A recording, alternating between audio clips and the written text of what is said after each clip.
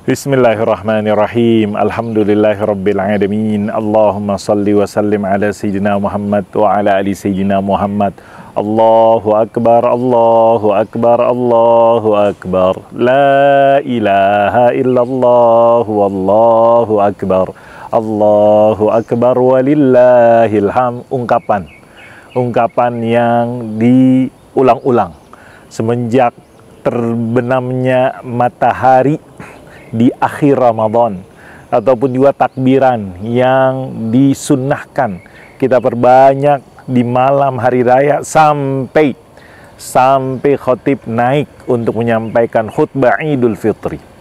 Kita mengagungkan nama Allah Subhanahu wa taala, membesarkan Allah Subhanahu, takbir daripada litukabbirullah, karena kita mengagungkan, memuliakan, menyucikan, menghormati, karena ini semuanya adalah dari Allah Subhanahu wa taala. Alhamdulillahilladzi hadana li hadza wa ma kunna linahtadiya laula an hadanallah.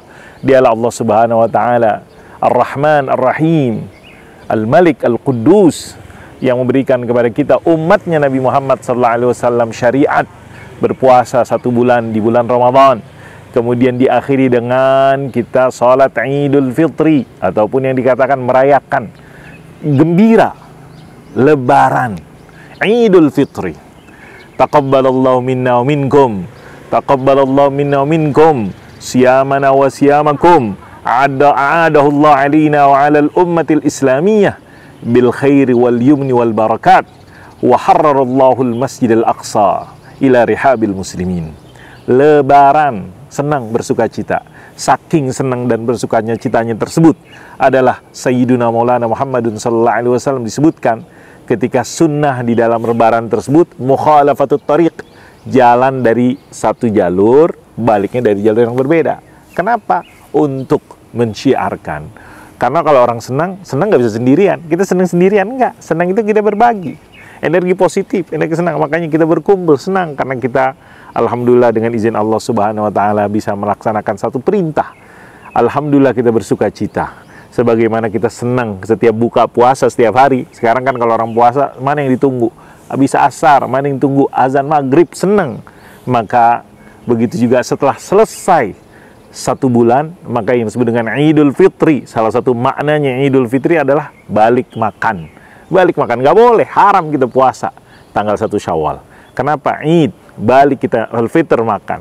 Ada juga maknanya yang melihat dari perspektif maknawinya, artinya makna esensinya.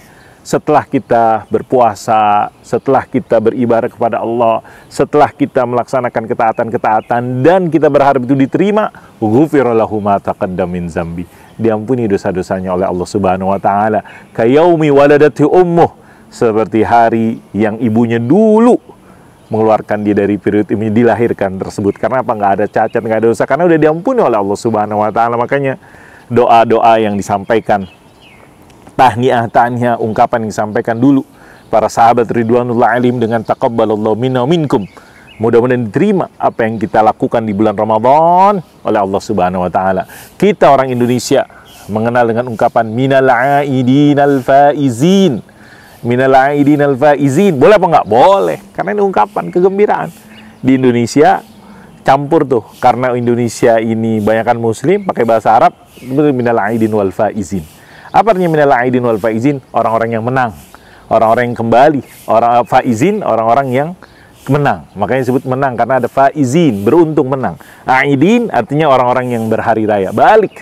Sekarang itu adalah berputar setiap tahun kita melaksanakan hari raya tersebut. Minal aidin, orang-orang yang berhari raya, wal faizin, orang-orang yang diberikan kemenangan oleh Allah Subhanahu wa taala.